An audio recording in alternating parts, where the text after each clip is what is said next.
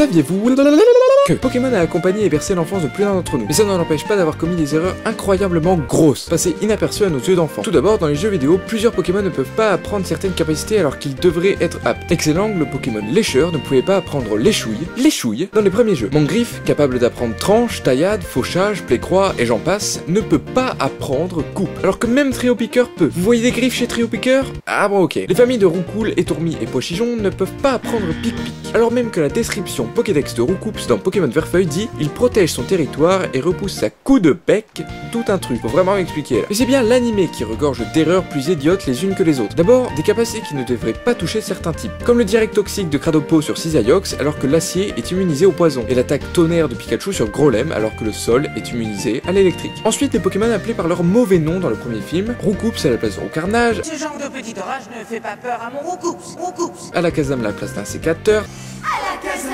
Même Voltorb dit Electrode dans le court-métrage du film 3.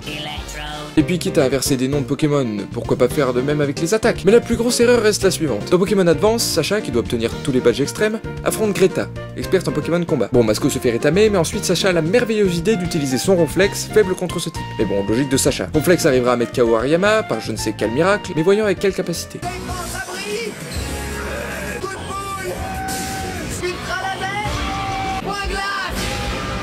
Bon, jusque-là tout est normal, 4 capacités, tout va bien, mais Charmina est alors envoyée et se révèle être un adversaire plutôt coriace. C'est alors que...